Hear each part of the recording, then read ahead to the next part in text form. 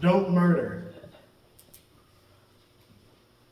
Seems pretty obvious, right? It's probably the most universal law in the world. It seems like a pretty easy place to start off.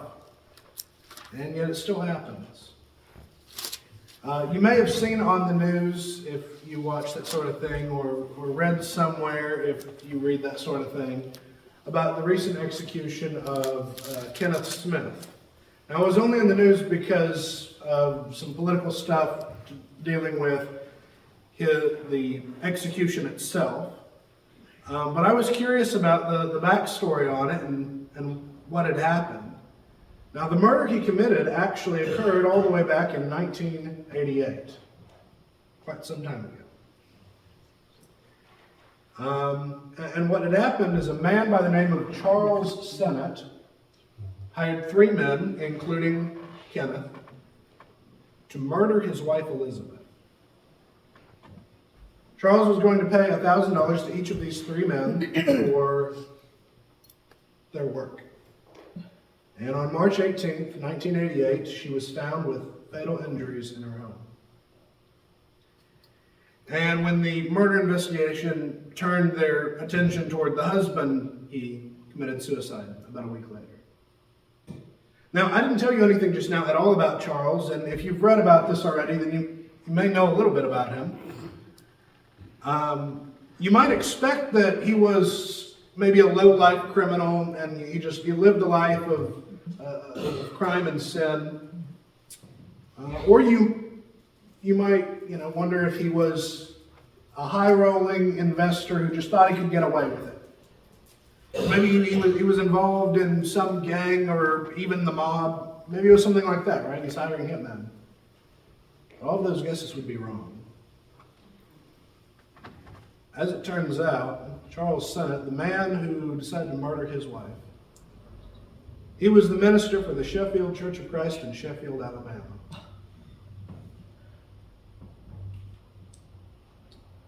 Don't murder seems like it's pretty obvious.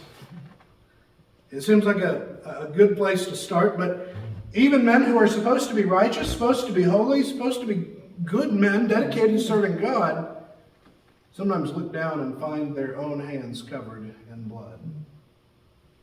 How does that happen? How do you get to that point? How do you go from living that kind of upright life as an example to other Christians, spending all your time in God's Word? How do you go from that to killing another person made in God's image? How does that happen? And there's countless other examples that we could look at. 2 weeks ago, we took some time and looked at the first murder, Cain and Abel. And how Cain was able to, or how he killed his brother, and we looked at the fallout from that. David, the great king of Israel, planned out the death of one of his good friends, actually, after he got his wife pregnant. So from a fit of passion to a premeditated, planned out hit, we see plenty of murders in the Bible, and we're not going to go through all of those. That would be a bit of a waste of time. But how do you work on not murdering people? Once you've done it, you've done it. It's too late. You can't take it back. There's not really anything to work on anymore. Most of the time, it's kind of a one-off situation. It's kind of a one-time deal. You don't just go around doing it multiple times. So how do you work on that? How do you prevent that from ever happening? Well, the solution, obviously, is to cut down the roots of the tree before it destroys your foundation, instead of trimming the branches and pruning it to make it look pretty. You need to actually work on your life. You need to start at the base, the root of the problem. And Jesus uses this sin as an example in the Sermon on the Mount. He uses it because he's making a larger point about kingdom righteousness. But there's plenty to learn from this specific example. And that's where I want us to go. If you're not already there, we're in Matthew 5. Matthew 5, verses 21 through 26.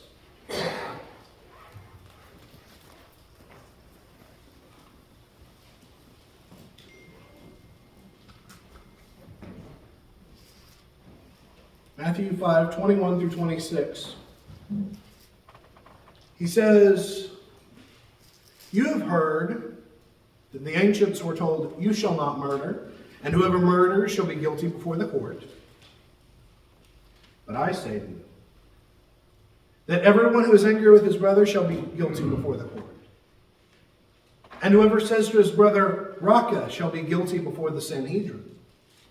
And whoever says, 'You fool,' shall be guilty enough to go into the fiery hell.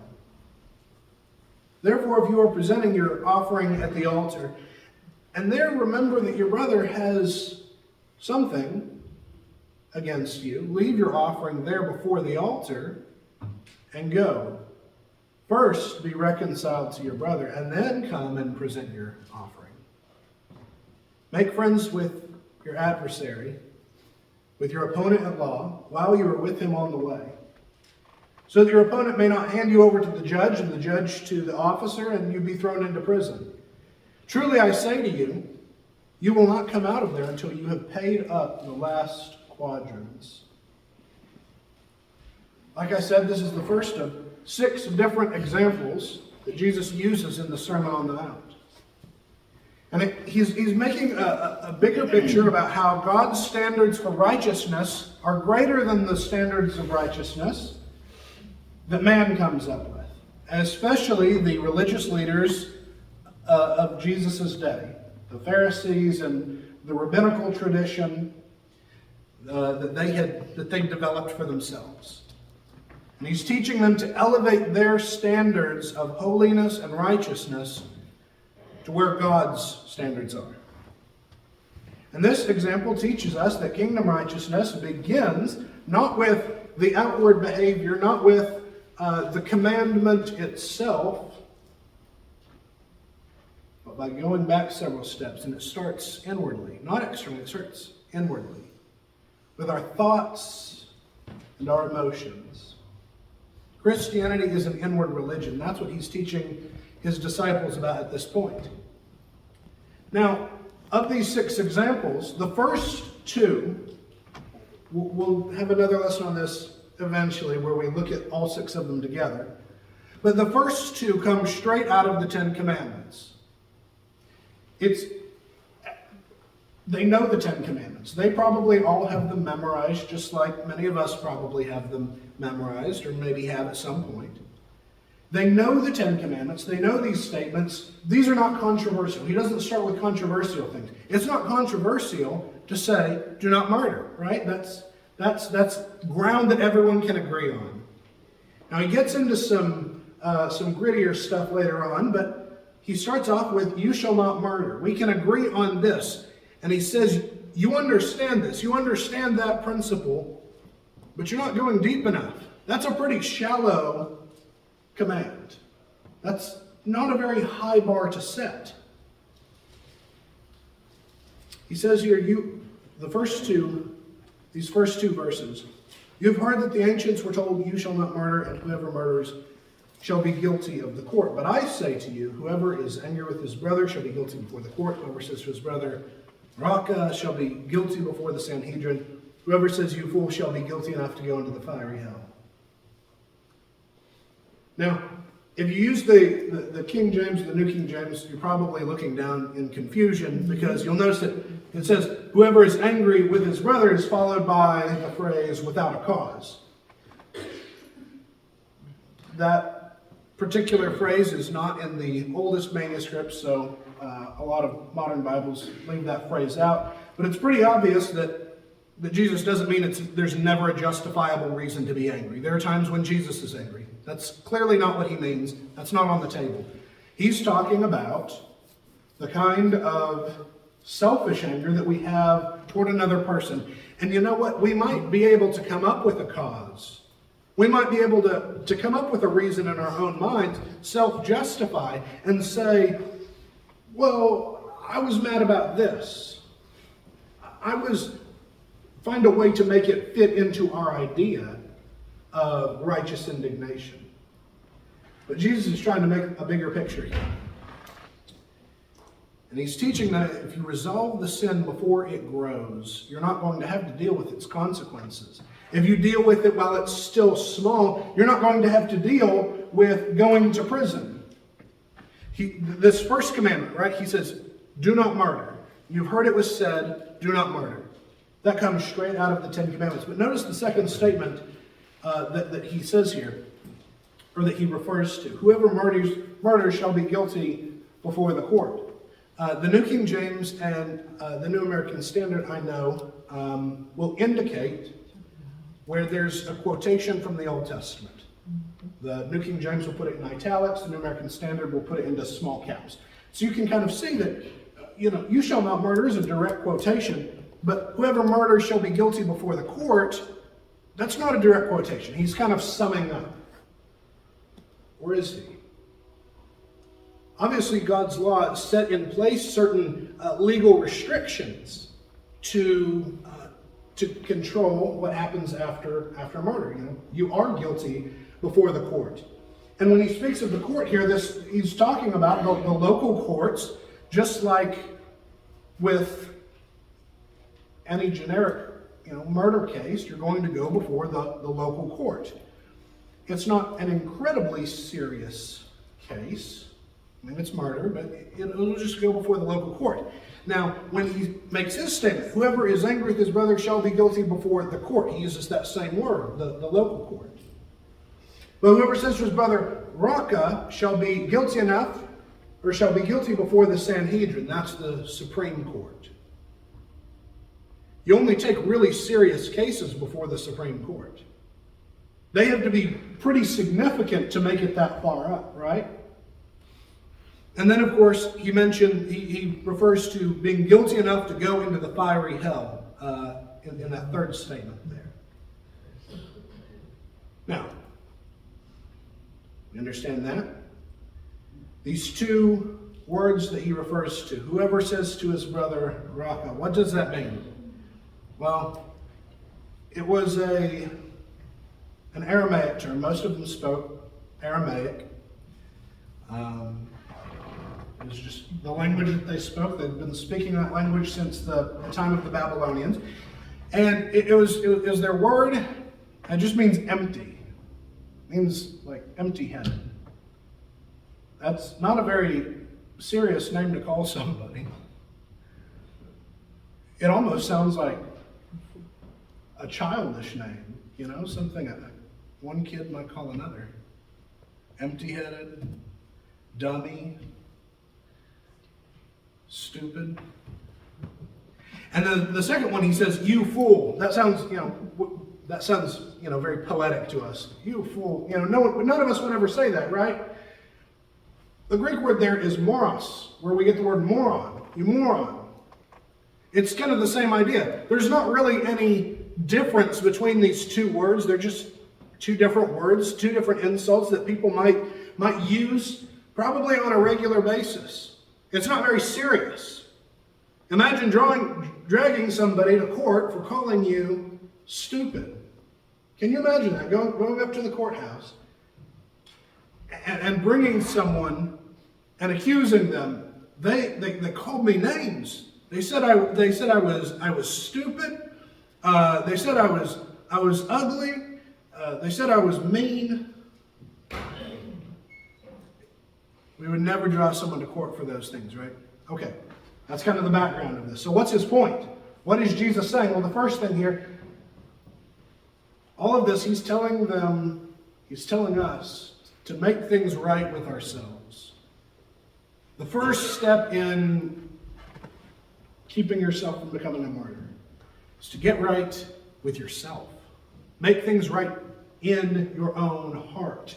And that starts by taking your own sins seriously. You think that murder it's this great big sin, and you're right, it is. If I asked you to name the worst sin, murder would probably be in your top 5 if it wasn't the first or even the second. Okay? We understand that. We get that.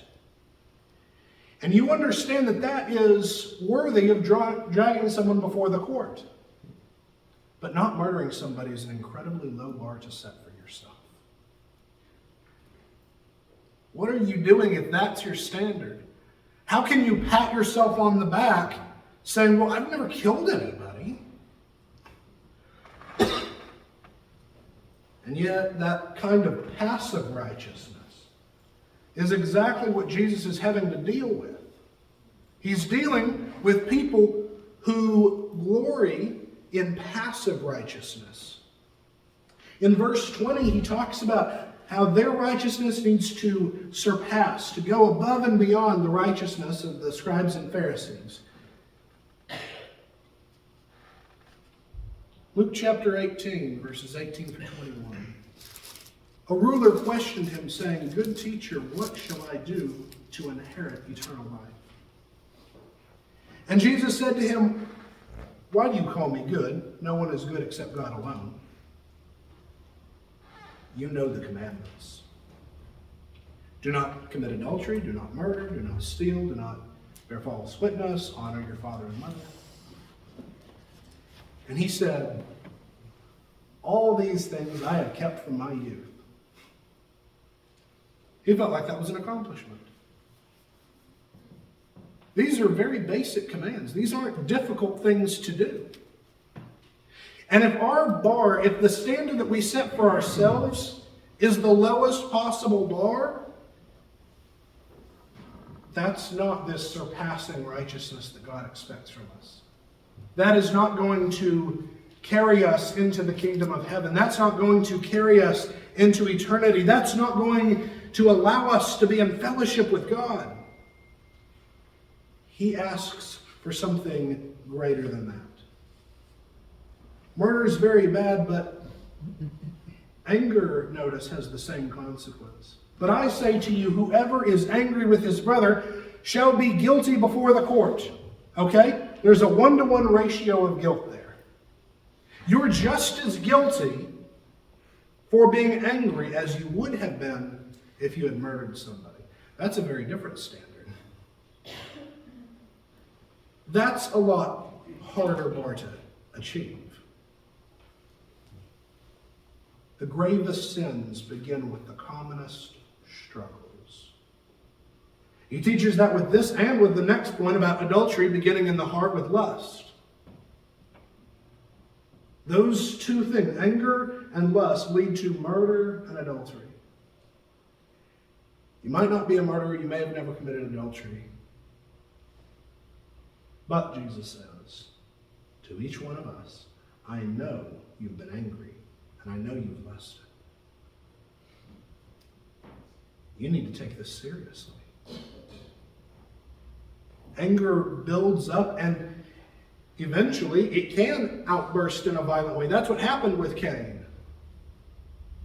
Now, again, we have this court here in verse 21. They're worried about the court. They're worried about being dragged before this physical court. It's not the courtroom of God they're worried about. It's the local judge. Now, of course, like I said, it's true that God instituted a legal response for murder in the law of Moses, but that was far from the worst consequence. The worst consequence is that it separates you from God. The worst consequence is that it brings a stain on your soul. But it's like they care more about the physical repercussions than the spiritual results. But notice what Jesus does. He turns it around and he reorients them to the true consequences of their sins. Not only is murder going to put you before the court, anger will do the same. Anger with your brother ought to do the exact same thing. Anger is so serious, it needs to be brought before the Supreme Court, the Sanhedrin.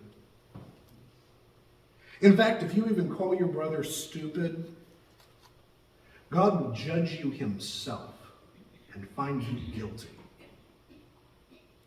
That's what Jesus is saying.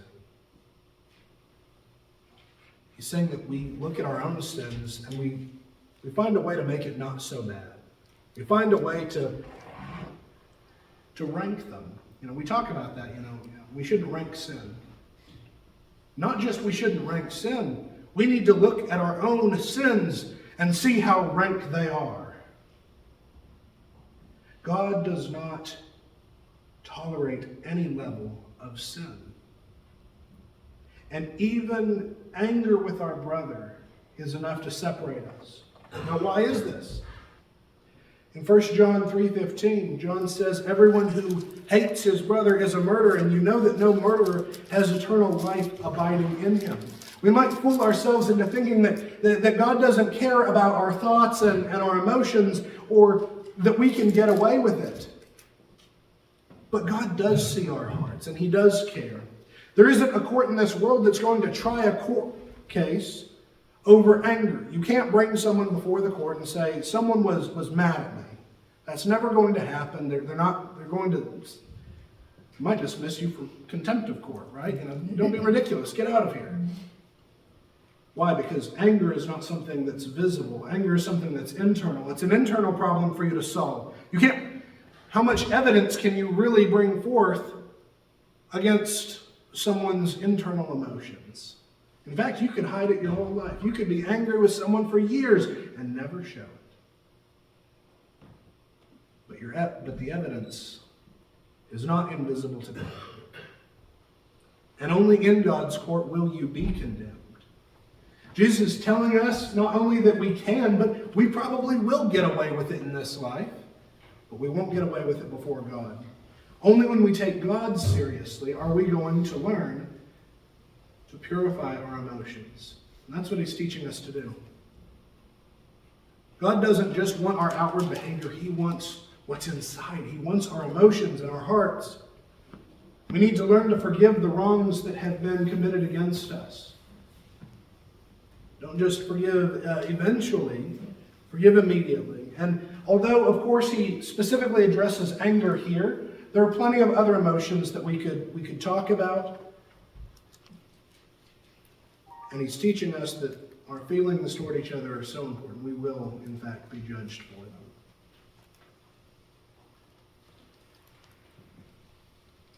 Then He teaches us we need to make things right with our brother. Look at the next two verses, 23, 24. Therefore, if you are presenting your offering at the altar, and there remember that your brother has something against you, leave your offering there before the altar and go. First be reconciled to your brother, and then come and present your offering. We have to take the initiative. Notice how this changes. In those first two verses, He's talking about the anger that you have within yourself. In this, He's not talking about a situation where you're the one who's angry. He does not say, if you bring your gift before the altar and there remember that you have something against your brother. Now that's true. We see that from the previous two verses.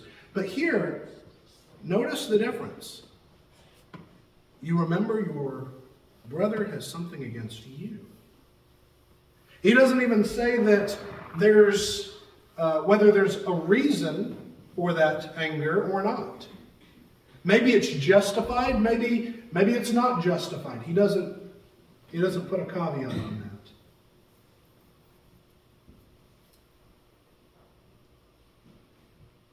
If someone has an issue with us, and we know it, and we do nothing to try to make things right, we will still be guilty. Now that's even more sobering. Now there's times when you put forth effort and you reach out to someone and you try to make things right, and they don't want to.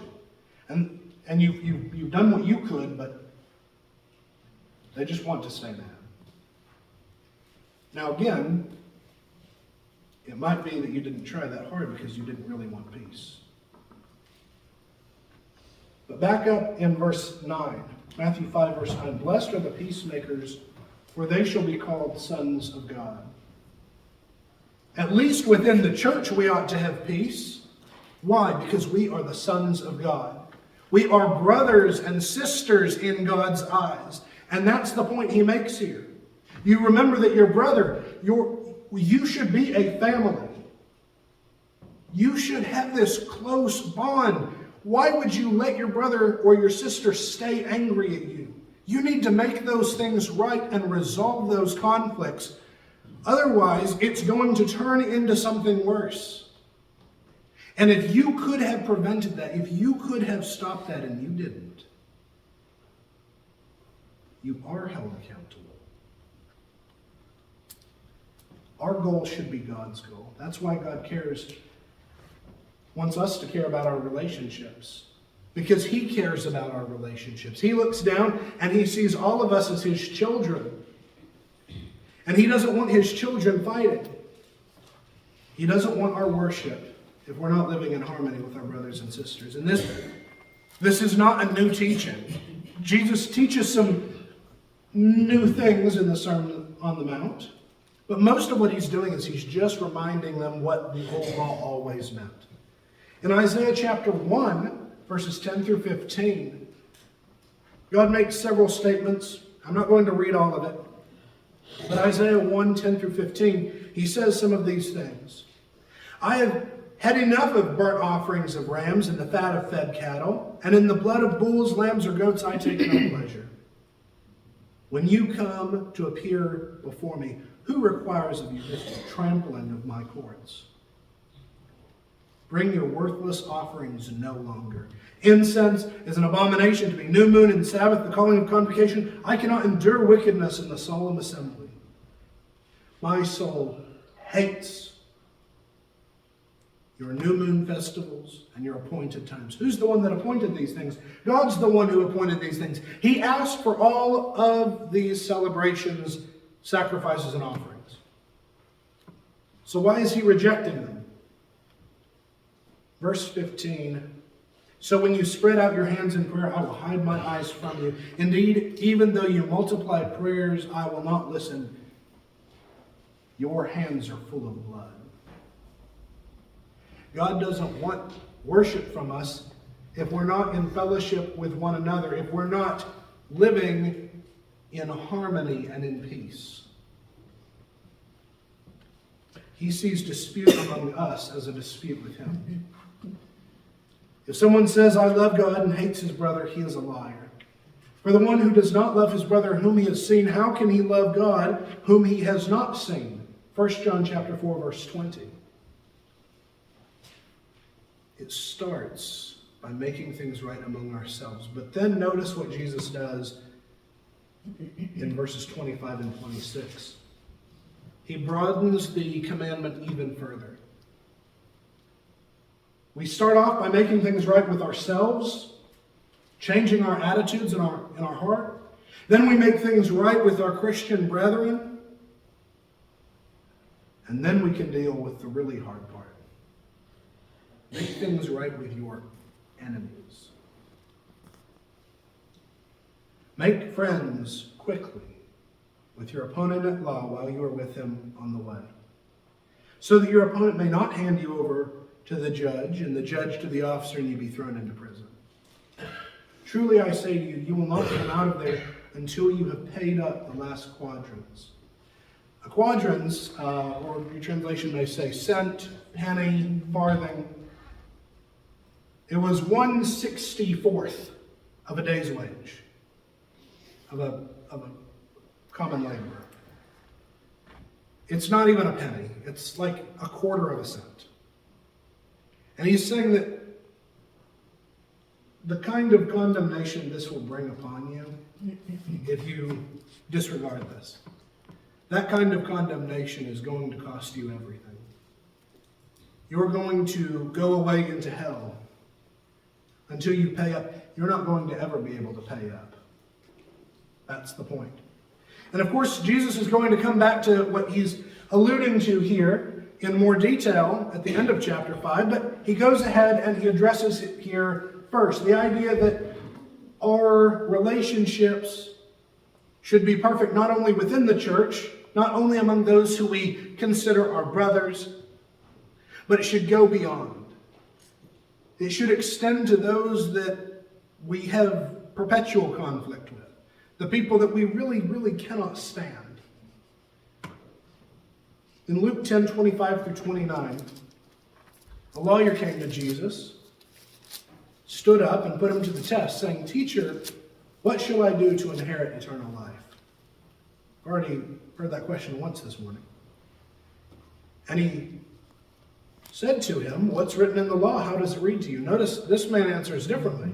And he answers, You shall love the Lord your God with all your heart, and with all your soul, and with all your strength, with all your mind, and your neighbor as yourself. He understands exactly what the law says. And Jesus said to him, you have answered correctly. Do this and you will live. But again, there's a catch. But he, wishing to justify himself, said to Jesus, and who is my neighbor? It's like Jesus is anticipating in Matthew 5, he's anticipating the question, and who is my brother? Do I just have to love my Christian brethren?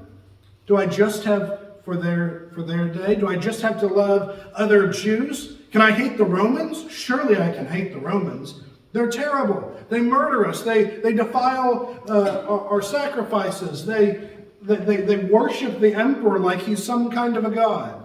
Surely I can hate them. And we might say the same thing today. Surely I can hate the government. Surely I can hate the Russians. Whatever it may be. No. No. Make friends with your adversary as well. And of course, he comes back to this concept in verses 46 and 47. For if you love those who love you, what reward do you have? Do not even the tax collectors do the same? And if you greet only your brothers, what more are you doing than others?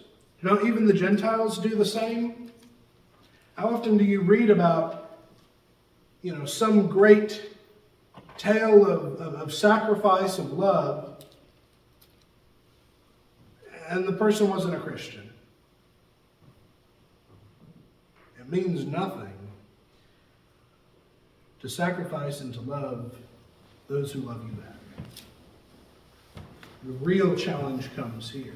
Jesus dives all the way through from what doesn't even, it's not even surface level. He starts with our emotions and he goes even deeper than that. He starts with the things that we struggle with every single day and he goes even deeper. He tells us that it's our responsibility to make peace with everyone that we know. And let me tell you, if you do that, you're never going to struggle with murder. If you have this kind of an attitude, you don't need to worry about that. You don't need to worry. You're not going to stumble in to that kind of sin. And I wish Charles Sennett had known that. He should have known that. But apparently he didn't take that to heart. And I make that point because I don't think any one of us in here has murderous intentions. But it doesn't mean you can't get there. It doesn't mean your heart can't be corrupted. It might seem horrible and vile, and it is. But so is the anger that we express toward one another. Jesus calls for us to make peace with one another so that we will have peace with him.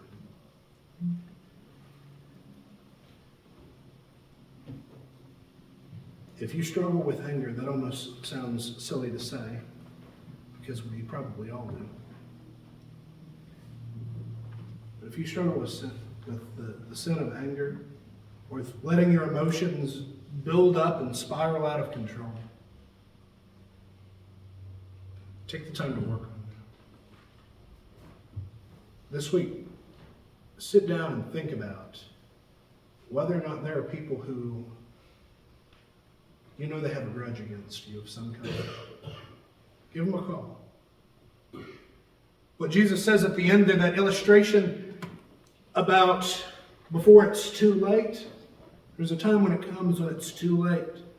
It may be too late because something happens to them and maybe they die, maybe they move away, maybe something happens to you. Or maybe he's just talking about judgment. Don't wait until it's too late. Do it, as he says, quickly. Take the time this week. Make all of your relationships right so that you will be pleasing before God. If you have that need or any other, please come forward as we stand and sing.